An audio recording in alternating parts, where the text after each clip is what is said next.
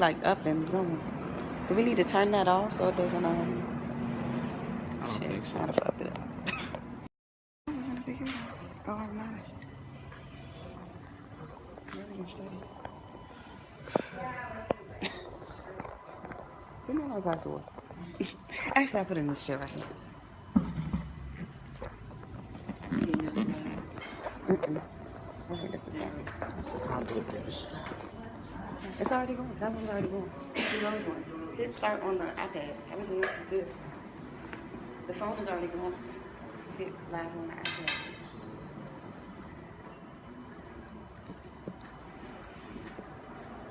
Awesome. You can't see when people start to come in there, I guess. We're live. Here we are. So I think I'm gonna wait until I'm sure we got some viewers just before I get started. Oh, we got some viewers. One viewer, welcome. For those that's tuning in now, that means you thought enough about us, and so for that, we appreciate you. We really do.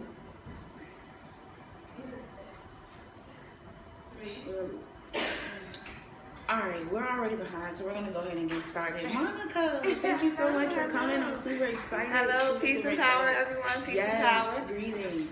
So, I am the founder and organizer of B3 RVA. That is the Bureau of Black Businesses right here in Richmond, Virginia. We are advancing the role between Black entrepreneurs and the people to create bona fide communities. Yes. So doing that, we are creating a segue, which I started, which is pop up and chop it up with the Bureau. Yes. I am interviewing and highlighting all Black entrepreneurs right here in Richmond, Virginia. So that means if you look like me and you're an entrepreneur, hit me up. I mean, it's nothing. Let's chop it up. Let's get it going. So without further ado, Monica, how are you? I am doing well, Queen. How are you? I cannot complain. I am honored to be sitting right here. You look gorgeous as always. Thank you. Thank you. This is the founder of Conscious Kingdom Apparel. If you don't know what that is, become familiar. Not only apparel, but home decor, right? Yep, we have home decor. We have handmade accessories for everyone. Men, women, children, infants, toddlers, grown women, children, and babies. We have it for everyone. Yes, awesome. So where can they follow you, Mom? Let's plug in. All right, so we're actually all over the place. We are Instagram at Conscious Kingdom, our Facebook page at Conscious Kingdom, Twitter at Conscious Kingdom, but there isn't an O in the DOM of Kingdom because Twitter wouldn't let me be great. But everything is still, but you can still just search Conscious Kingdom and you can find us.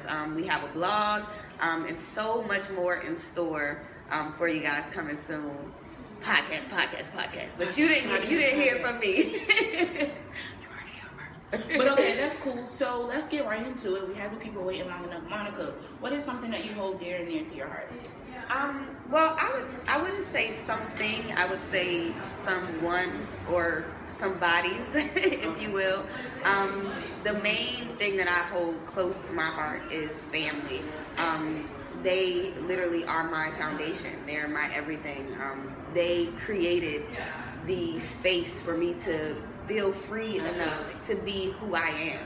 And that in itself is, and then just teaching me the power of self-love. So when anyone mentions anything near and dear to my heart, it's immediately my family. My mother, my older brother, Marcus, my baby sister, Makia, and my father, Jake, may he rest in peace. They are my everything. Indeed, awesome. So that's a good answer, and it's good that you brought up you were brought around being able to freely express yourself. That's something that we lack as a people now. So tell us about that for people who might have been hindered or are used to conformity. What is something that you would encourage the youth or encourage somebody today as far as expressing themselves? Why is that so important? Absolutely. It's important because it allows a space for you to be comfortable in your own skin. And not only that, but my parents let me know the power of just knowing who I am and knowing the power of being a Black woman. That was always instilled in me. My mom, I literally grew up thinking my parents were superheroes because they did so much, and just how they raised us. It was never a downplay on, don't be this or don't say this. It was always, be who you are and thrive in your greatness. So that is essential. If you're raising children, if you're around children, keep that in mind. You don't always try to water down who they are and try to get them to change or taint it because of what society or anything may perceive it as, because a lot of those notions that we think come from, being in a racist white supremacist world anyway. So let us dwell and thrive in our great Black power that we have. Yes.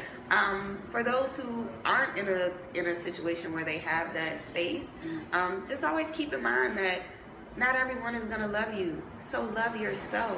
Like, self-love is the greatest thing that you can have beyond acceptance and love from anyone else. Awesome. I love it. I'm excited. This is just the beginning. We are warming this thing up. We are stirring this pot. It is about to get raw and uncut. This is the platform that we're trying to create. We're not sugarcoating anything. It is what it is. We're unapologetically Black, and we're standing up. Listen, if you stand for something, stand up. Yes. Stand up. That's the lane that we're in right now. It's important. It's crucial that we are visionaries. It's crucial that we have a voice. It's crucial that they feel well prepared in passing the torch, because this is it. Absolutely. This is it. This is the last year of millennials right here. So it's important that we stand up. Absolutely. Do you agree, Mom? Absolutely. I agree as well. Awesome. So with that being said, what would you say Conscious Kingdom represents? So what Conscious Kingdom represents is a fusion of culture and consciousness. So often, being in, sort of the spiritual and woke kind of communities, it's like we push out those people who, they go to the club, they listen to Migos, or, they ain't woke, they doing this, they wearing weave in their hair, they da-da-da-da. But what we're not realizing is that created a divide within our communities and within us as a people. So with Conscious Kingdom, I am a firm believer in duality. You can be ratchet and righteous, honey. You can be enlightened and turn up. Let's get litty and light at the same time. Like, we can do that, and that provides litty and light. Yes, I like that. get litty and light. Like, hashtag litty and light. Listen. Yes, like you can have that duality and still empower one another. I agree. Because just because that brother, is taking the path of, the hood, the thug, all of that, enlighten him before you belittle him. Welcome him before you turn him away. And that is the greatest thing that I can say about Conscious Kingdom. It is just that fusion of culture and consciousness. And it is a celebration of Black power and Black love, and just as I always do, I always give thanks to the ancestors and those that came before us. So I do incorporate a lot of traditional styles. You'll see a lot of comedic symbolism even within my logo. My logo was so important to me to include those symbols because these link us back to our greatness. So the best way I can describe it is, like I said, it's just that culture and consciousness combined to ultimately elevate, uplift, and empower our people. I love it. I love it. And I appreciate you for even believing enough in this platform to even come. Oh, listen, absolutely. We all have to start somewhere, and the fact that you took that, like, the first step into that journey, sister, it's greatness coming. Indeed. I receive it. I love it. It is more to come. Y'all stay tuned, because B3 RVA, Conscious Kingdom, we're going to be great. We're going to collaborate. We're going to partnership. So absolutely. We got some more viewers, so for people that are potentially just tuning in, you thought enough about us, and so for that, we want to say we appreciate you. I'm not even sure if my live is still going right now, but it's all good. We winging it. It's all good. So we talked about consciousness, we talked about culture, we talked about expression, and we talked about basically not conforming. So as a Black entrepreneur in a time like this, what does that mean to you? When we talk about Sankofa, when we talk about going back and fetching what rightfully belongs to us, what does building your own empire mean to you, and why is it important to you? What it means to me is just that platform to create generational wealth. I think all too often our people, we think of being a good employee as opposed to being a owner or investor. And I mean, not to fault us, because it's something that is it's unknown to us. But we're programmed. We're programmed to be, good workers. You slave for others before you invest in self. And what being a Black entrepreneur does for me is give me that freedom. This is something that I plan to not only expand, but be able to pass down through generation and generation. And then, when my offspring are here, they're going to be their own beautiful, wonderful ray of light and dopeness, so they can take Conscious Kingdom and branch off into whatever creativeness that they have. And then we have locations, and then we're employing other Black people in our stores and incorporating training programs where they can then manifest their own dreams. So what it means is literally just building that empire of support and knowledge of knowing how to move forward and manifest the dreams that we have, because that's the beauty of who we are as a people. We are some of the most creative minds.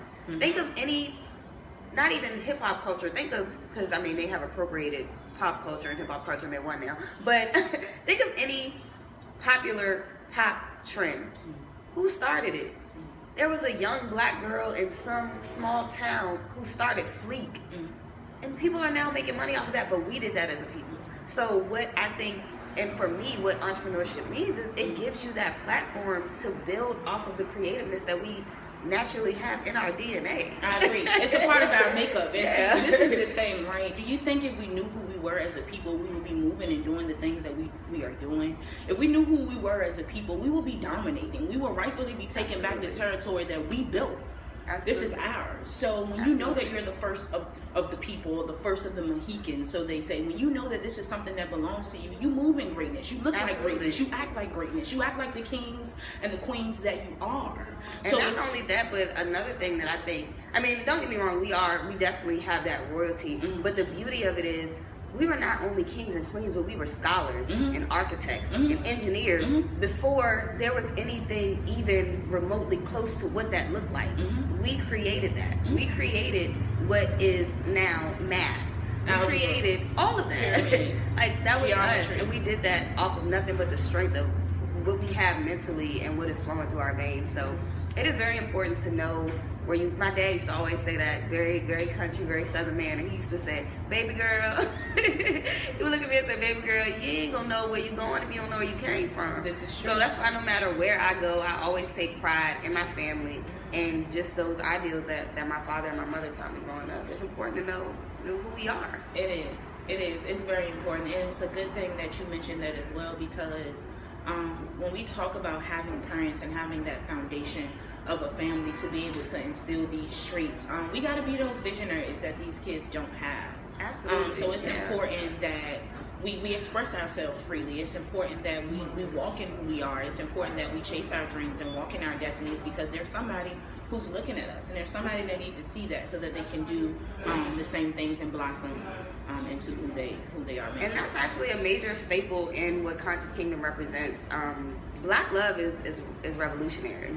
Having a child grow up in a space where they see their parents sharing and showing them love, they see their parents managing their household and investing in them as a child and building them up to grow, then that becomes what's normal in your head. Not the broken family, not the mama, daddy, child support narrative. No, what you see is a strong Black man, a strong Black woman raising strong Black children, and then you duplicate that. And then we create a cycle of greatness, because if all that you know, and even if you do come from a broken home, that doesn't necessarily equate to that you can't tap into your own power. But it's just knowing that regardless of any of that, like you said, we have to create that space where we're celebrating who we are instead of trying to dilute it. Because we've done it for so long, and that's what's been stripped of us for so long. Absolutely. So it's important that we do that. It's for us to do that, and nobody else to do it for us but us. Absolutely. So that's important. And then talking about what the eyes can see, man, how powerful is that? The eyes can see, that just leads in a whole segue of propaganda and what we see and what we know to be news and what's placed across the TV and what music is for us nowadays. Absolutely. So with you mentioning what your eyes can see right now, if you could tap into your inner you, I know this is a bit awful, but it's all good. If you can tap into the inner you, what would your little girl say to the TV screen today? What would be something that you feel like would be questioned? That's a good question. I feel like the little me, being the opinionated, vibrant one that she would say, why aren't they loving themselves? Why aren't they happy? Why aren't they supporting each other? So as I've always been very inquisitive, and I still have those same questions, and that's what ultimately led me to create Conscious Kingdom, because I think a lot of times we don't do better because we simply don't know better. So that is true. I definitely think that's what the eyes could see, and that's what they would question. That is true, and that's what I wanted to get your right answer, so that's why I kind of went there. But it's all good. I appreciate you again. I appreciate what you're doing. So guys, from this interview, if you haven't already, follow Conscious Kingdom. That's Instagram, correct? Yep, that's just at Conscious Kingdom. We are online as well. Shop with us. It's just consciouskingdom.bigcartel.com, or you can just find us on social media and just click the link there as well. We literally add new updates every week, constantly creating, especially for the summer. I have swimsuits that are so dope. I have some new men's apparel. I have everything. I have the dad hats. I have any hot accessory that you're looking for, it is there.